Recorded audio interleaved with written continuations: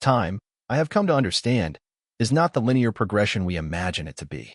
It flows like water through cupped hands, sometimes steady, sometimes slipping between our fingers in ways that defy comprehension. What I experienced in those final weeks before everything changed was not madness, though madness would have been a mercy. It was something far more terrifying, the slow realization that the universe operates on principles we are not equipped to understand, and that our reflections might know things we do not. The first time it happened, I convinced myself it was fatigue. The second time, stress. By the third, I had run out of rational explanations, and by the fourth, I had stopped looking for them entirely. The morning everything began to unravel started like any other Tuesday in my life as a technical writer for a mid-sized software company. I had awakened at 6:47 a.m., 3 minutes before my alarm, as had become my habit over the past 5 years. Coffee first, then a shower, then the mechanical routine of preparing for another day of translating complex algorithms into digestible documentation. It was while brushing my teeth that I first noticed something amiss. The bathroom mirror, a simple rectangular piece mounted above the sink, had always been my morning companion. I would catch glimpses of myself going through the motions, the familiar ritual of foam and brush, rinse and spit. But that morning, as I lifted the toothbrush to my mouth, I saw my reflection move differently. Not dramatically. Not in a way that would send a reasonable person into hysterics.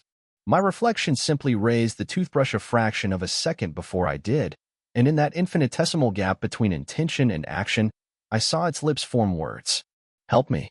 I dropped the toothbrush into the sink, sending a spray of mint-flavored foam across the porcelain. When I looked back up, my reflection was doing exactly what I was doing, staring wide-eyed at the mirror, a slight tremor in the hands that gripped the sink's edge. The rational mind is a powerful thing. It can explain away almost anything if given enough time and the right circumstances. I told myself I had been working too many late nights, that the deadline for the quarterly software documentation had been keeping me up past midnight for weeks. Sleep deprivation could cause hallucinations, couldn't it? Mild ones, at least. I finished my morning routine with meticulous care, watching my reflection for any further anomalies. It behaved perfectly, mirroring my every movement with the expected precision of physics and light. By the time I left for work, I had almost convinced myself that nothing had happened at all. The day proceeded normally. I sat in my cubicle, surrounded by the gentle hum of computers and the occasional burst of conversation from the neighboring workstations. My colleagues, Sarah from Quality Assurance, Mike from Customer Support, Janet from Accounting, all went about their business with the comfortable predictability of office life. I documented software features, explained user interfaces, and attended 2 meetings that could have been emails. It was during lunch, while washing my hands in the men's restroom, that it happened again. The bathroom mirror was different from my home mirror, larger, with fluorescent lighting that cast everything in a slightly sickly pallor. I was reaching for the paper towels when I caught sight of my reflection's face.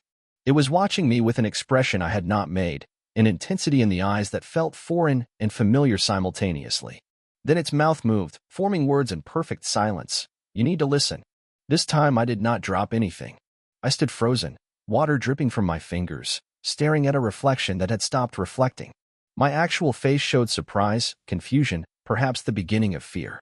My reflection's face showed something else entirely, urgency, desperation, and a knowledge that I did not possess. The moment stretched like taffy until someone entered the restroom behind me. The sound of the door broke whatever spell had been cast, and my reflection snapped back into perfect synchronization. I dried my hands mechanically and returned to my desk, where I spent the remainder of the afternoon researching sleep disorders, stress-induced hallucinations, and early-onset schizophrenia. The internet, that repository of both wisdom and madness, offered dozens of explanations ranging from the scientifically plausible to the utterly fantastic. I found myself gravitating toward the more exotic theories, temporal displacement, parallel dimensions, quantum entanglement between alternate selves. These explanations felt somehow more honest than the clinical diagnoses, though I could not say why. That evening, I avoided mirrors entirely. I brushed my teeth with my eyes closed, washed my face by feel alone, and went to bed with a growing certainty that something fundamental had shifted in the architecture of my reality. The following days brought a new awareness of just how many reflective surfaces populate our daily lives. Bathroom mirrors, car mirrors, shop windows, the black screens of computers and phones when they power down, each one became a potential portal for these impossible communications from my other self.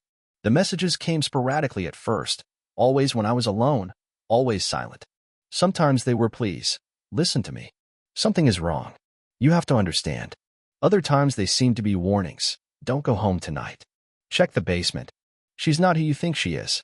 This last message appeared while I was looking at my reflection in the black screen of my computer after staying late at the office. It sent a chill through me because I had lived alone for 3 years since my divorce from Rebecca. There was no she in my life, no woman who could be anyone other than who I thought she was. Yet as I drove home that night, I found myself taking a different route, as if my subconscious had accepted the warning even as my rational mind rejected it. I arrived home 45 minutes later than usual, and nothing seemed amiss. My small 2-bedroom house sat in its familiar spot on Maple Street, porch light glowing warmly, lawn in need of its weekly trim. It was only when I entered through the front door that I noticed the scent, something floral and unfamiliar, a perfume that had not been in my house that morning. I stood in the entryway, keys still in hand, and listened to the silence. Houses have their own sounds, subtle creaks and sighs that become as familiar as breathing. This silence felt different, charged with the presence of something that should not be there. I moved through the house methodically, turning on lights, checking rooms. Everything appeared exactly as I had left it. My coffee mug still sat by the sink, unwashed. Yesterday's newspaper remained folded on the kitchen table. My unmade bed showed only the impression of a single sleeper. But the scent lingered, and with it came the unsettling certainty that someone had been in my home while I was away. I checked the locks, examined the windows, looked for any sign of forced entry. Nothing. Yet the feeling persisted through the evening, a low-level anxiety that made me jump at every sound from the settling house. It was while preparing for bed that I encountered my reflection again, this time in the full-length mirror attached to my bedroom closet door. I had been removing my shirt when I caught sight of myself in the periphery of my vision. My reflection was fully dressed, watching me with that same urgent expression I was beginning to recognize. Its lips moved. "She was here. In your bed." I turned to face the mirror directly, but my reflection had resumed its normal behavior, mimicking my movements perfectly. I spent several minutes testing it, raising my arms, turning my head, making faces. Every gesture was replicated with mundane precision. That night, I changed my sheets and slept poorly, waking repeatedly to check the locks and peer out windows at the empty street beyond. Sleep deprivation and anxiety began to take their toll. My work suffered as I found myself distracted, staring at black computer screens and wondering what messages might appear. My colleagues began to notice my distraction. Sarah asked if I was feeling well. Mike suggested I take a vacation day. Janet, with the directness that made her effective in accounting, told me I looked like hell. I decided to approach the situation systematically. If I was experiencing some form of psychological break, documenting it might help me understand what was happening. If something genuinely supernatural was occurring, documentation would at least provide evidence of my sanity when all of this was over. I began keeping a journal, noting the time, location, and content of each encounter with my other self. Patterns began to emerge. The messages came most frequently when I was tired or stressed. They never occurred when other people were present, and they seemed to be growing more urgent and specific with each passing day. Check the basement. This message appeared 3 times over the course of a week, in different mirrors, always with the same emphatic mouthing of words. My house had a basement, but I rarely went down there except to check the water heater or retrieve Christmas decorations. It was an unfinished space with concrete walls and a musty smell that I had always found vaguely unpleasant. Finally, driven by curiosity and a growing need to understand what was happening to me, I descended the narrow wooden stairs with a flashlight in hand. The basement was exactly as I remembered it, cluttered with boxes, old furniture, and the detritus of a life lived without sufficient attention to organization. But in the far corner, behind a stack of boxes containing my old college textbooks, I found something that should not have been there: a sleeping bag, still warm to the touch, and a small pile of belongings that were distinctly feminine. A hairbrush with long blonde strands caught in its bristles. A paperback romance novel with a bookmark placed halfway through. A small makeup compact with a mirror that, when I opened it, showed my reflection mouthing the words, "Now you know." The discovery should have prompted me to call the police. Someone had been living in my basement, using my home as their secret refuge. Instead, I found myself strangely calm, as if some part of me had been expecting this revelation. I gathered the belongings and brought them upstairs, laying them out on my kitchen table like evidence in an investigation. The hairbrush, the book, the compact, and several other items that painted a picture of someone trying to live invisibly in the margins of my life. As I examined each item, a memory surfaced, not my own memory, but something that felt borrowed, transplanted from another version of events. I remembered coming home early from work 2 weeks ago, remembered hearing a sound from the basement, remembered calling out and receiving no answer. But I also remembered dismissing it as the house settling, the way we dismiss so many small anomalies in favor of comfortable explanations. Had I actually heard someone? Had my subconscious registered what my conscious mind had rejected? That night, I waited in my kitchen with the lights off, sitting at the table surrounded by the evidence of my uninvited house guest. If someone was living in my basement, they would eventually need to emerge for food, water, or simply to escape the cramped confines of their hiding place. At 2:17 a.m., I heard the soft creak of the basement door opening. Footsteps moved across my kitchen floor with practiced stealth, someone who knew exactly which boards creaked and how to avoid them. A shadow passed between me and the window, barely visible in the ambient light from the street. I waited until the refrigerator door opened, casting a wedge of light across the kitchen, before I spoke. "I know you're there." The figure froze, one hand on the refrigerator door, face hidden in shadow. In the pale light, I could see blonde hair and a slight build, a woman, just as my reflection had indicated. "Please don't call the police," she said, her voice barely above a whisper. "I can explain."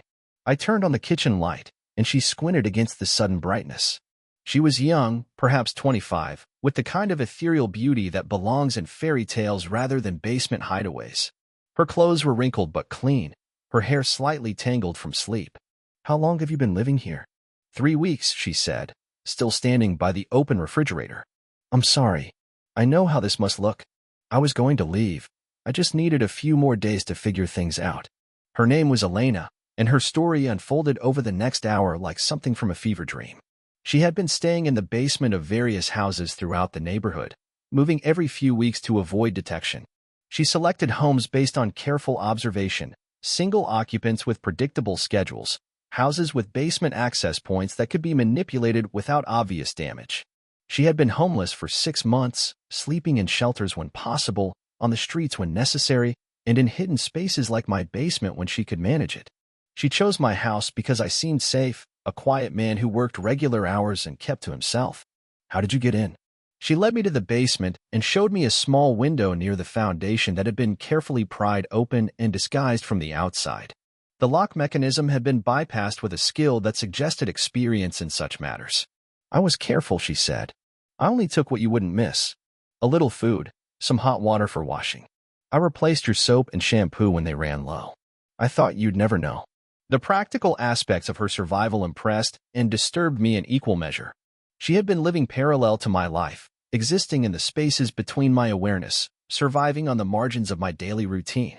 But there was something else, something that connected her presence to the messages from my reflection. "Have you ever seen anything strange?" I asked. "In the mirrors, I mean." She looked at me with sudden intensity. "You've seen them too." Elena's story took on a new dimension as she described her own encounters with reflections that behaved independently. She had first noticed it during her 2nd week in my basement, while using the small mirror in her compact to check her appearance before venturing upstairs for supplies. Her reflection had mouthed a warning: "He's coming home early."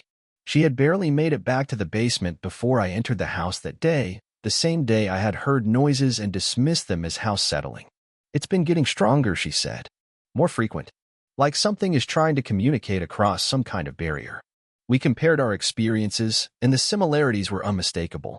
Both of us had been receiving messages from our reflections, warnings and information that seemed to come from versions of ourselves with access to knowledge we did not possess. Elena had developed a theory during her weeks of hiding and observing.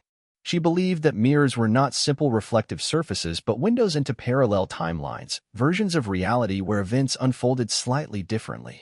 Our reflections were not mere images but alternate versions of ourselves trying to share information across dimensional boundaries. "Think about it," she said. "In one timeline, you came home early and caught me in your basement. In another, I was arrested while sleeping in a previous house. In yet another, maybe we never met at all. But somehow, information is bleeding through. Our other selves are trying to help us navigate to better outcomes." It was a fantastic theory, the kind of explanation that belonged in science fiction rather than in the kitchen of a suburban technical writer. Yet it felt more plausible than any of the mundane alternatives I had considered. Over the following days, Elena and I began to treat the mirror messages as a form of guidance system. When my reflection warned me about traffic delays, I took alternate routes and arrived at work on time while my colleagues complained of unexpected jams. When Elena's reflection suggested she avoid the public library on a particular day, she later learned that there had been a police sweep of the homeless population that afternoon. The messages became more complex, offering not just warnings but advice, suggestions, and occasionally what seemed like glimpses of possible futures. My reflection showed me lottery numbers that paid off in small amounts. Elena's reflection guided her to job opportunities that seemed to materialize at exactly the right moments. We were being shepherded by our alternate selves towards some unknown outcome, guided by versions of ourselves who could see patterns we could not perceive. Elena found employment at a small bookstore downtown, a job that came with a tiny apartment above the shop. It should have been the end of our strange collaboration, the point where our lives diverged back into their separate trajectories. Instead, it marked the beginning of something far more complex. The mirror messages became coordinated, appearing to both of us simultaneously with complementary information. My reflection would mouth a street address at the same moment Elena's reflection showed her the same location. We would arrive at these places independently and discover some small miracle, a wallet that needed returning, a lost pet that needed finding, an elderly person who needed help. It was as if we were being used as instruments by our alternate selves, guided to perform small acts of kindness that rippled outward in ways we could not fully comprehend. Each good deed seemed to strengthen the connection, making the messages clearer and more frequent. But with clarity came a growing sense of unease. The reflections were not just helping us, they were changing us. I found myself making decisions that felt foreign, pursuing courses of action that seemed to come from outside my own personality. Elena reported similar experiences, moments where she felt like a passenger in her own life. The breaking point came on a Thursday evening in late October. I was at Elena's apartment, helping her move some furniture, when both of our reflections appeared simultaneously in the large mirror above her dresser. Instead of showing our faces, the mirror displayed a scene that neither of us had experienced, the two of us standing in my basement, looking up at the ceiling with expressions of horror. Tonight, both reflections mouthed in perfect synchronization. Midnight. You have to be there. We looked at each other, and I saw my own confusion and fear reflected in Elena's eyes. What if this is it? She asked. What if this is what everything has been leading to? I had no answer, but I felt the same certainty that had been growing within me for weeks. We were approaching some kind of convergence, a point where all the parallel timelines would intersect and something irreversible would occur. At 11:45 p.m., Elena and I stood in my basement, flashlights in hand, staring up at the ceiling where water stains had appeared that had not been there that morning. The stains formed a pattern that resembled a map, or perhaps a diagram of some kind of network with branching connections that seemed to pulse and shift when viewed from the corner of the eye. The air in the basement had changed. It felt thick, charged with potential energy, as if the space itself was holding its breath. Our reflections had been silent all day, but now every reflective surface in the basement, the small mirror Elena had used during her stay, the glass face of the old television I had stored down there, even the surface of the water in the sump pump basin, showed our faces mouthing the same word over and over, now, now, now.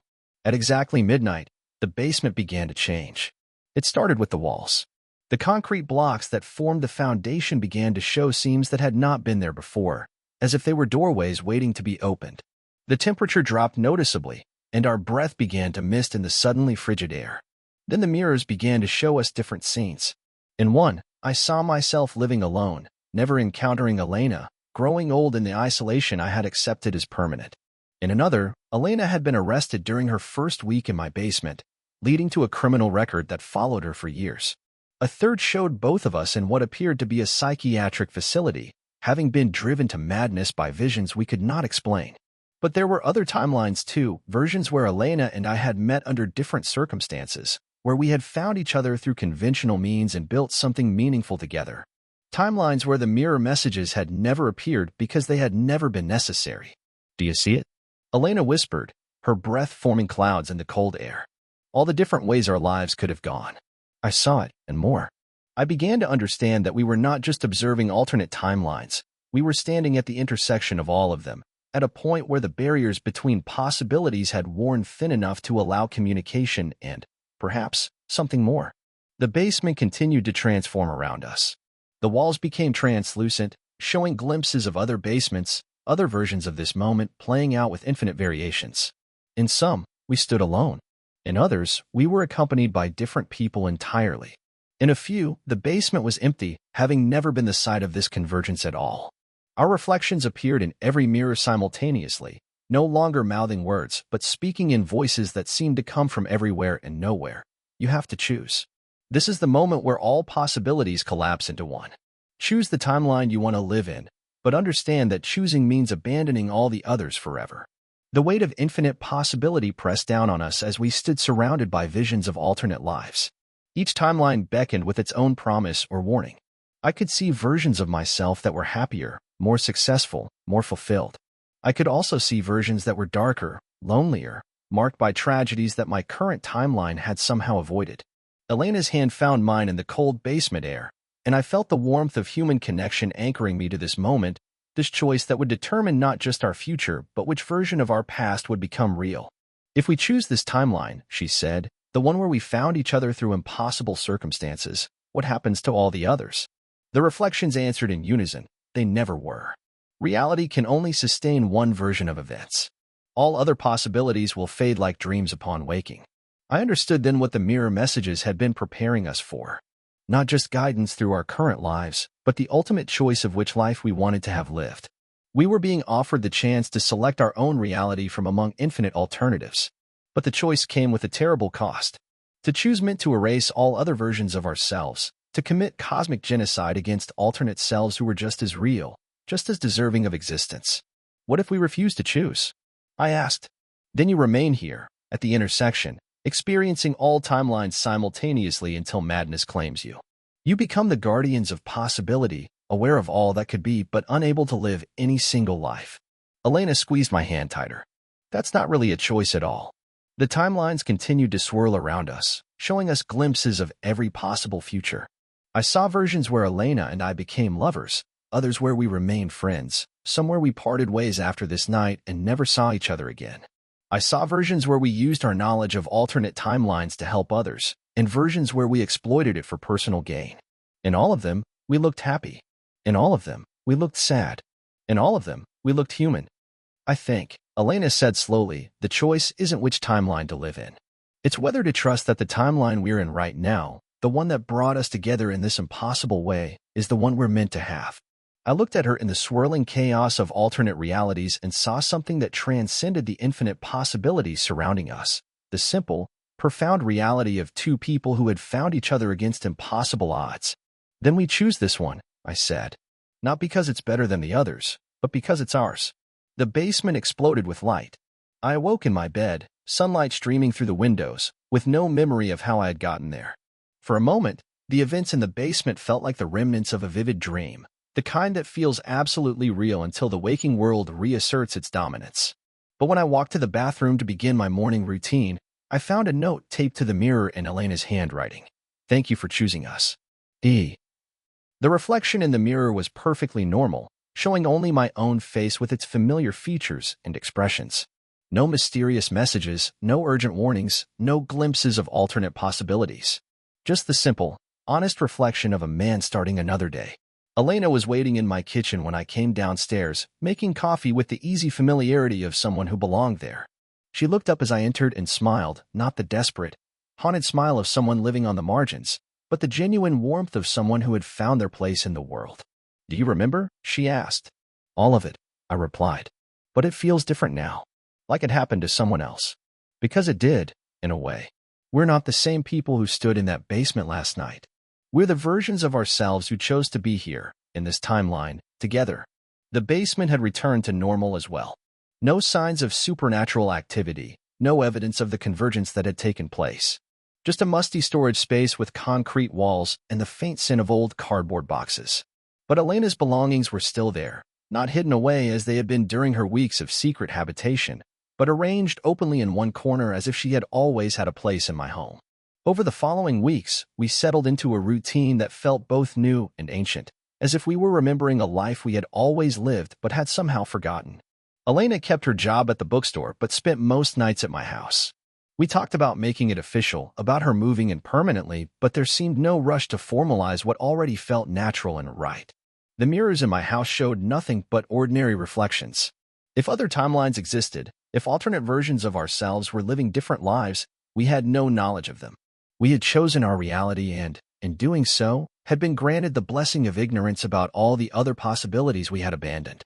Sometimes, in quiet moments, I caught Elena staring at her reflection with a thoughtful expression, as if she were listening for something that was no longer there. When I asked her about it, she would smile and shake her head. "Just making sure I'm really here," she would say. I understood the feeling. After experiencing the fluid nature of reality, the fixed certainty of our chosen timeline felt almost too good to be true.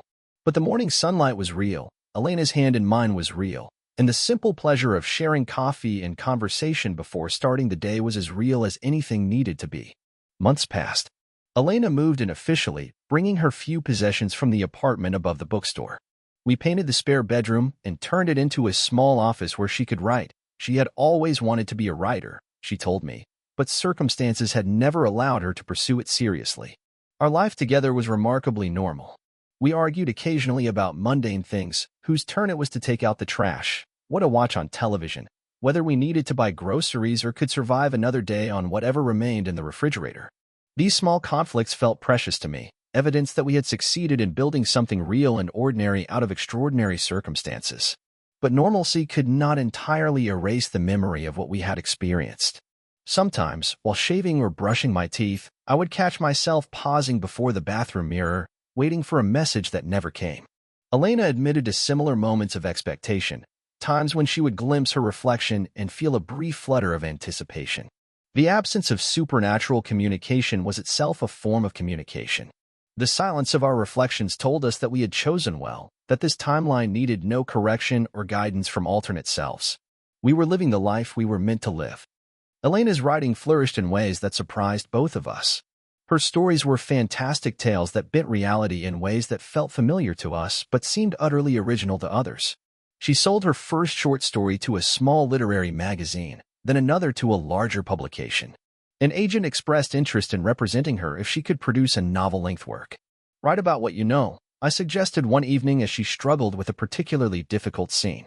"I don't think anyone would believe what I know," she replied with a laugh that held only the faintest edge of hysteria. But she wrote it anyway, translating our experience into fiction, creating a story about two people who discovered they could communicate with alternate versions of themselves through mirrors. The novel, which she titled Reflections of What Could Be, was published the following year to critical acclaim and modest commercial success. Reviewers praised its imaginative premise and emotional depth. One critic wrote that the novel explores the profound human longing to know whether we have made the right choices in life, and the courage required to accept the choices we have made. Another called it a love story disguised as science fiction, or perhaps science fiction disguised as a love story. Either way, it is beautiful and strange in equal measure. Neither of us told anyone that the book was autobiography disguised as fiction. 3 years after the basement convergence, the mirrors began speaking again. It started subtly, as it had before. A reflection that lingered a moment too long after I turned away. A glimpse of movement in my peripheral vision that resolved into perfect normalcy when observed directly. Elena noticed it too, though we both pretended otherwise for several weeks. The first clear message appeared on a Sunday morning while I was making coffee. Elena was still asleep, and I was alone in the kitchen when I caught sight of my reflection in the dark window above the sink. It was mouthing words with obvious urgency. "She's pregnant." I nearly dropped the coffee mug. Elena and I had been trying to start a family for 6 months without success. We had begun discussing fertility tests and the various medical interventions that might help us conceive. I climbed the stairs to our bedroom and found Elena awake, staring at the ceiling with a strange expression. "I need to take a test," she said without preamble. "What kind of test?" She turned to look at me, and I saw in her eyes the same mixture of hope and fear that I felt. "You know what kind." The pregnancy test was positive. 3 tests, in fact, all showing the same result. Elena was 6 weeks pregnant with a child we had not yet allowed ourselves to believe we could have. That night, as we lay in bed discussing names and nursery decorations and all the mundane miracles of impending parenthood, our reflections appeared simultaneously in the mirror on Elena's dresser. They were not our current selves, but our future selves, older, tired-looking, marked by some kind of profound sadness. They mouthed the same message in perfect synchronization: the choice isn't over. Elena gripped my hand beneath the covers. "What do you think that means?" I had no answer, but I felt the familiar chill of approaching change, the sense that our carefully constructed normal life was about to be tested again. Over the following weeks, the mirror messages became more frequent and more specific. They showed us glimpses of possible futures, versions where our child was born healthy and brought us immeasurable joy, others where pregnancy complications led to heartbreak. Some showed Elena dying in childbirth, others showed me raising our child alone after losing her to some unspecified tragedy. But they also showed timelines where we chose not to have children at all, where we remained a couple of two, traveling and writing and growing old together without the complications and responsibilities of parenthood. We're being asked to choose again, Elena said one evening after her reflection had shown her a particularly disturbing vision of herself connected to life support machines in a hospital room. But we already chose, I protested. We chose this timeline, this life together. Maybe the choice isn't a one-time event. Maybe we have to keep choosing, again and again, as new possibilities emerge. The pregnancy progressed normally according to all medical indicators. Elena's doctor pronounced everything healthy and on schedule. But the mirror messages painted a more complex picture, showing us the delicate network of chance and circumstance that would determine whether our child lived or died, whether Elena survived or perished, whether our family grew stronger or was torn apart by grief. At 20 weeks, Elena went into premature labor. We had been at home, discussing paint colors for the nursery, when she doubled over with pain that came in waves. By the time we reached the hospital, she was bleeding heavily, and the medical team moved with the urgent efficiency that means lives hang in the balance. I waited in a hospital corridor that smelled of disinfectant and fear, surrounded by fluorescent lighting that made everything look pale and unreal. The mirrors in the hospital showed me nothing, no messages, no alternate timelines, no guidance from other versions of myself. For the first time in years, my reflection was simply my reflection, offering no wisdom beyond what I could see in my own face. The doctor emerged after what felt like hours but was probably only 90 minutes. Her expression was carefully neutral, the look of someone trained to deliver news that could shatter or heal. We were able to stop the labor, she said. But the next few days will be critical. There's significant risk of infection, and if labor resumes, we may not be able to prevent it. Elena was unconscious when I was finally allowed to see her, connected to monitors that displayed the vital signs of both her and our unborn child. Her face was pale but peaceful, and I found myself memorizing every detail as if I might never see her this way again. It was while sitting beside her bed that night that my reflection appeared in the dark window, clearer than it had ever been before. This is the choice that matters, it mouthed. Not whether she lives or dies, that's already been determined. The choice is whether you can accept whatever outcome occurs without trying to change it. I understood. The mirrors had never been about altering reality but about accepting it. All the guidance, all the warnings, all the glimpses of alternate timelines had been preparing us for this moment when we would have to trust that whatever happened was what was meant to happen. Elena's reflection appeared in the same window, even though she was unconscious in the bed beside me. Her other self looked directly at me and mouthed, "Let go." For 3 days, Elena hung between life and death, between carrying our child to term and losing everything we had built together. The monitors showed her vital signs fluctuating like a stock market chart of hope and despair. I held her hand and whispered to our unborn child, telling them stories about the world they might or might not enter. On the 3rd night, as I sat in the uncomfortable hospital chair listening to the rhythm of machines keeping my family alive, I finally understood what the reflections had been trying to teach us. We had been given the illusion of choice, the belief that we could select our reality from among infinite alternatives. But true choice was not about controlling outcomes. It was about choosing how to respond to outcomes we could not control. I stopped bargaining with the universe. I stopped trying to will Elena and our child to survive through the force of my need for them to live. Instead, I chose to love them completely, regardless of how long I would have them, and to accept whatever ending our story was meant to have. Elena woke on the 4th morning with tears streaming down her face. "I dreamed we had to choose again," she whispered, her voice hoarse from the medications and the breathing tube that had been removed hours earlier. I leaned closer, still holding her hand, afraid that speaking too loudly might somehow disturb the delicate balance that had kept her alive through the night. "What did you choose?" "I chose to stop choosing," she said, a weak smile crossing her lips. "I chose to trust that whatever happens is what's supposed to happen." The monitors showed strong, steady heartbeats, 2 of them, mother and child both fighting their way back to stability. The doctor's cautious optimism became genuine relief as Elena's condition improved hour by hour. By evening, She was sitting up in bed, eating solid food, and discussing the modified bed rest that would carry her through the remainder of her pregnancy. Our daughter was born 3 months later, healthy and perfect, with Elena's eyes and what the nurses insisted was my stubborn chin.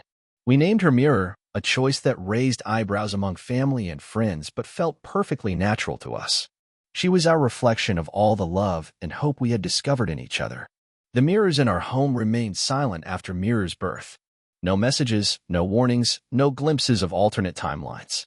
Our reflections showed only what they should show, a family of 3 learning to navigate the beautiful chaos of new parenthood.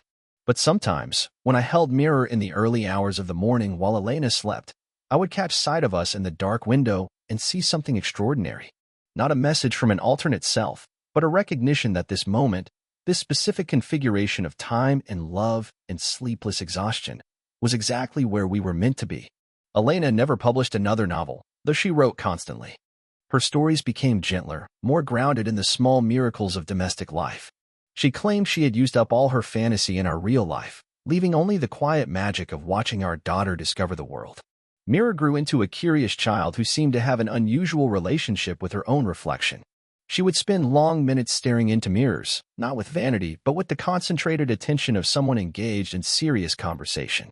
When we asked her what she was doing, she would simply say she was checking to make sure everyone was still there. We never told her about our experiences with the mirrors, but sometimes Elena and I would exchange glances over Mirror's head, wondering what she might be seeing that we no longer could. On Mirror's 5th birthday, Elena found me in our bedroom, staring at my reflection in the dresser mirror with an expression she hadn't seen in years. "What is it?" she asked, settling beside me on the bed. "Look at Mirror," I said, nodding toward our daughter's bedroom where she was supposed to be napping but was instead standing before her small vanity mirror, lips moving in silent conversation with her reflection. Elena watched for a moment, then turned back to me with dawning understanding. "She's talking to them, isn't she? The way we used to." "I think so. But it's different for her. She's not receiving warnings or guidance. She's just communicating, like it's the most natural thing in the world." We observed our daughter over the following weeks, noting the pattern of her mirror conversations. They occurred most often when she was alone, usually before bedtime or upon waking. She never seemed distressed by these interactions, treating them with the casual acceptance that children bring to phenomena adults find impossible. One evening, I worked up the courage to ask her directly, "Mirror, sweetie, when you look in the mirror, do you see other people?" She nodded matter-of-factly. "I see all the other mirrors. The ones who are older, and the ones who are younger, and the ones who are different." "What do you talk about?" "Just things. What we're going to do when we grow up. Whether we like the same books. Sometimes they tell me about their mommies and daddies who look like you but aren't exactly you." Elena knelt beside our daughter's chair. "Does it scare you?" Mirror looked genuinely puzzled by the question. "Why would it scare me? They're just me. We're all just different ways of being me." That night, after Mirror was asleep, Elena and I sat in our kitchen and tried to process what we had learned. "She was born at the intersection," Elena said. "The place where we made our choice. Maybe that's why she can see what we can't anymore. Or maybe," I suggested, "she's seeing what we were supposed to see all along, before we got scared and started thinking of the other timelines as threats instead of just possibilities." We tested this theory obliquely, asking Mirror questions about her other selves, without making it seem like an interrogation. What emerged was a picture of a child who existed simultaneously across multiple timelines, aware of her various selves but not confused or distressed by the multiplicity. "The other mirrors aren't trying to change anything," she explained during one of our conversations. "We just like to know about each other. Sometimes one of us learns something fun and we share it." "Like what?" "Like yesterday, one of the other mirrors learned how to whistle, so she showed all of us." Mirror pursed her lips and produced a perfect whistle, a skill she had not possessed the day before. Elena and I exchanged glances. Our daughter was not receiving messages from alternate selves, she was networked with them, sharing experiences and knowledge across dimensional boundaries as easily as children share toys. As Mirror grew older, her ability to communicate with her alternate selves remained constant but evolved in sophistication. By age 8, she was casually mentioning facts and skills she had learned from other MES in ways that would have been impossible through normal means. She spoke conversational French, taught to her by a mirror who lived in Paris with parents who had made different choices than Elena and I. She knew advanced mathematics concepts from a mirror whose parents were both professors. She could identify constellations taught to her by a mirror who lived on a farm far from city lights. Most remarkably, she began to demonstrate an intuitive understanding of consequence and choice that seemed far beyond her years. If I take the shortcut through the park, she might say while walking to school, I'll find a lost dog and we'll have to help find its family. If I go the long way, I'll arrive early and help Mrs. Peterson set up for the science experiment. When we asked how she knew these things, she would explain that one of her other selves had already tried both paths and shared the results. Elena worried that Mirror might become overly dependent on guidance from her alternate selves, unable to make decisions without consulting the multiverse. But our daughter seemed to use the information judiciously, treating it as one factor among many rather than as infallible prophecy. The other mirrors can tell me what happened when they made different choices, she explained, but they can't tell me what choice I should make. That's still mine to figure out. By age 10, Mirror had begun to understand that her ability was unusual. She never spoke about her other selves at school or with friends, instinctively recognizing that this was something to be kept private. But at home, she would regale us with stories from across the dimensional spectrum. There was the mirror who lived in a world where dinosaurs had never gone extinct, coexisting with humans in an elaborate ecological balance. Another lived in a timeline where Elena had become a famous novelist, and I had left my technical writing job to manage her career. A third lived with parents who had never met, having been raised by Elena alone after a chance encounter that never led to lasting relationship. Are you happy in all these different timelines?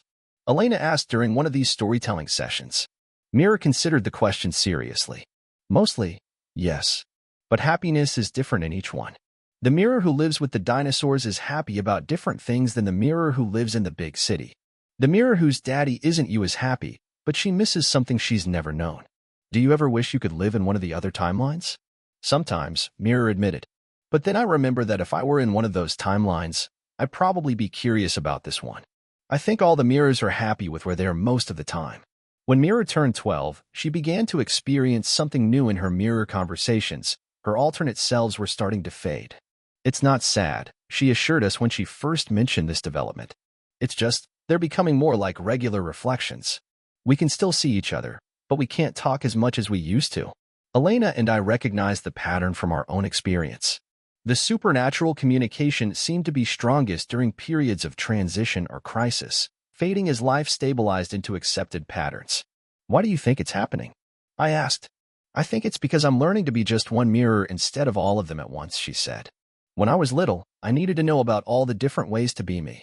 But now I'm figuring out which way I want to be. This insight struck me as profoundly wise. Mirror was describing the process of growing up as a gradual narrowing of infinite possibility into chosen identity, exactly what Elena and I had experienced in the basement convergence, but spread out over years instead of compressed into a single moment of decision. As her 13th birthday approached, Mirror asked if she could invite a friend over for a sleepover. Of course, Elena said. Anyone we know? Sort of, Mirror replied with a mysterious smile. The friend who arrived that Saturday afternoon was a girl named Reflection, but everyone calls me Flexi, who looked remarkably similar to Mirror but with subtle differences. Her hair was slightly darker, her eyes a different shade of brown, and she carried herself with a confidence that suggested experiences our daughter had not shared. Elena and I watched the two girls interact with growing amazement. They moved around each other with the easy familiarity of siblings, finishing each other's sentences and sharing jokes that seemed to reference events neither had experienced in our timeline. It was only when I caught sight of them together in Mirror's bedroom mirror that I understood what was happening. The reflection showed only one girl, our mirror, while two girls sat on the bed in the physical room. Flexi was not from our timeline at all. She was one of Mirror's alternate selves, somehow made manifest in our reality for this brief visit. How was this possible? Elena whispered to me as we watched the girls play board games in the living room. I don't know, I replied. But look how happy she is. Mirror was radiant in a way we had never seen before. Having one of her alternate selves physically present seemed to complete some circuit that had been partially open all her life. The sleepover lasted exactly 24 hours. As Sunday evening approached, Flexi began to fade like a photograph left too long in sunlight. She and Mirror hugged goodbye, and Flexi stepped into the hall mirror and vanished, leaving behind only the faint scent of possibility. Will you see her again? Elena asked. Maybe, Mirror said.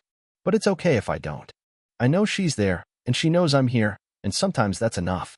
Mirror's abilities continued to evolve through her teenage years, but they became more subtle, more integrated into her normal decision-making process. She no longer spent long minutes in conversation with her reflection, but she seemed to possess an uncanny intuition about the consequences of her choices. She navigated high school with remarkable grace, avoiding the social pitfalls that trapped many of her peers and making decisions that consistently led to positive outcomes. When college application time arrived, she chose a small liberal arts school that seemed unremarkable but proved to be the perfect fit for her interests and personality. How do you always know? Elena asked one day as we helped Mirror pack for her freshman year. I don't always know, Mirror replied. But I have a sense of which paths feel right and which ones feel like they're trying too hard to be something they're not. At 19, while home for winter break, Mirror announced that she had chosen her major, theoretical physics with a focus on parallel universe theory. I want to understand what happened to you and Mom, she said, and what's been happening to me my whole life. Maybe if I can figure out the science behind it, I can help other people who experience similar things. Elena and I exchanged glances.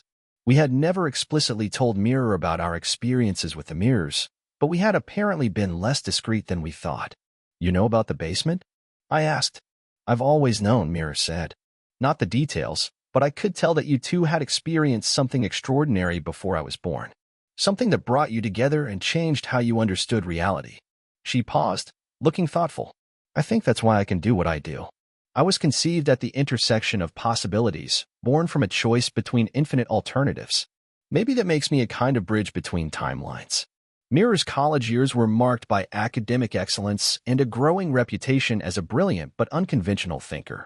Her professors were intrigued by her intuitive grasp of complex theoretical concepts, her ability to propose solutions to problems that seemed to come from nowhere but invariably proved correct.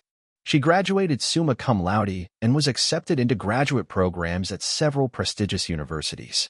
She chose to stay close to home, working on her PhD at the State University where she could continue to be part of our daily lives. Her dissertation research focused on what she termed consciousness-mediated quantum entanglement, the hypothesis that conscious observation could create stable connections between parallel quantum states. It was groundbreaking work that earned her recognition in scientific journals and speaking engagements at international conferences. But to Elena and me, her most important achievement was simpler. She had grown into a remarkable young woman who understood that extraordinary abilities came with the responsibility to use them wisely. On Mirror's 25th birthday, she brought home someone special. His name was Marcus, and he was a fellow graduate student in theoretical physics who shared Mirror's fascination with parallel universe theory.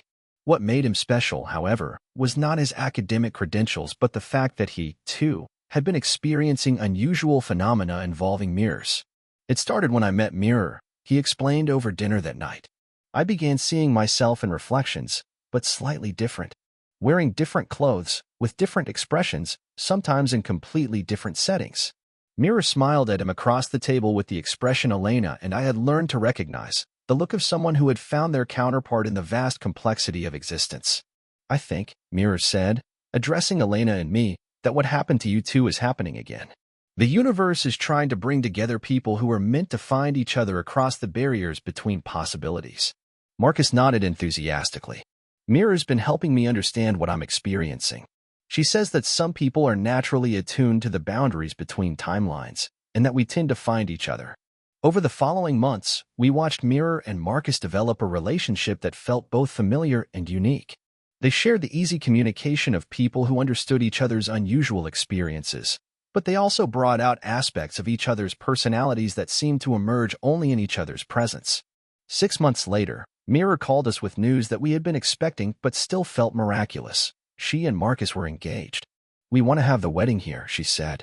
In the house where it all began. Would that be okay? Elena and I could think of nothing more appropriate. The wedding was small, attended by family and close friends who had no idea they were witnessing the continuation of a story that spanned multiple dimensions. Mirror looked radiant in Elena's altered wedding dress, and Marcus beamed with the expression of a man who knew he had found something precious beyond measure. But it was during the reception, while Mirror and Marcus were cutting the cake, that something extraordinary happened. All the mirrors in the house, every reflective surface from the bathroom mirrors to the windows to the polished silverware on the tables, began to show the same image, not our wedding celebration, but dozens of wedding celebrations.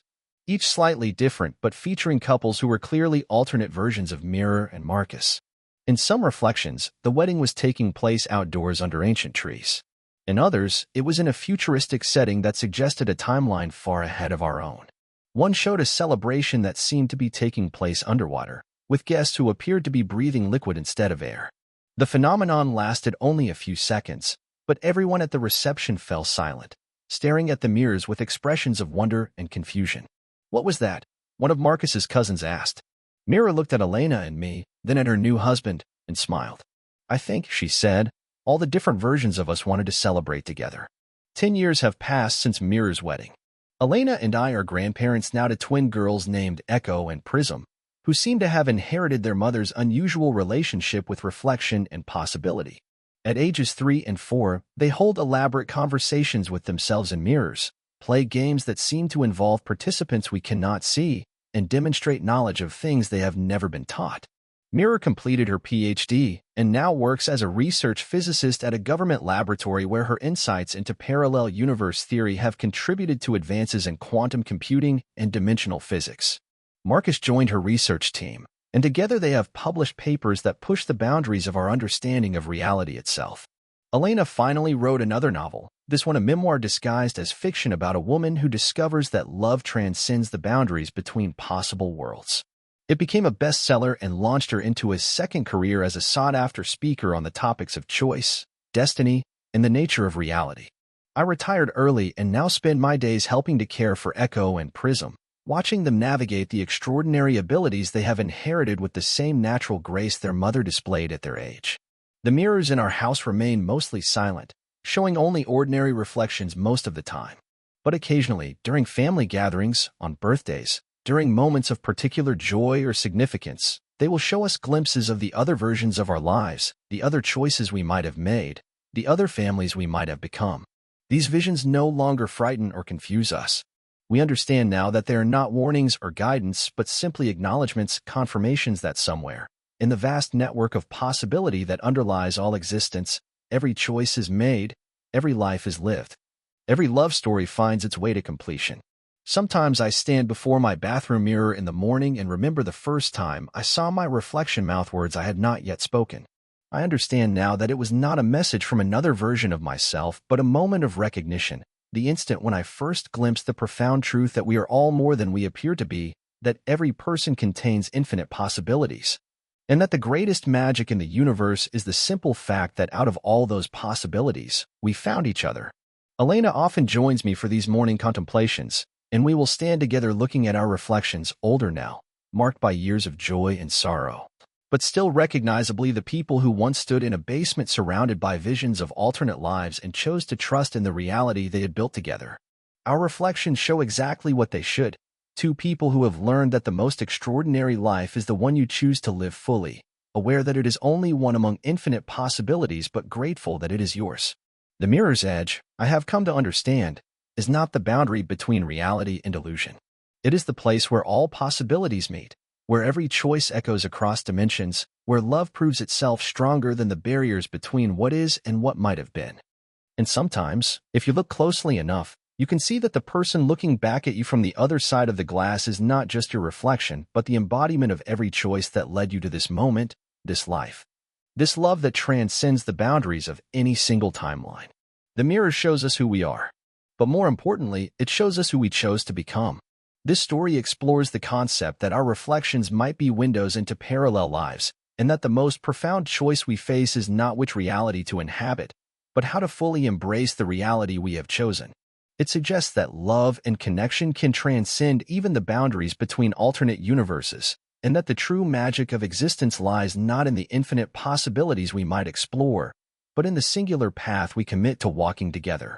The gradual breakdown of the narrator's reality serves not to drive him toward madness, but toward a deeper understanding of the nature of choice, consequence, and the profound responsibility that comes with consciousness itself. In the end, the most unsettling revelation is not that reality is more fluid than we imagined, but that we have always possessed the power to choose our own story, and with that power comes the weight of infinite alternatives forever abandoned.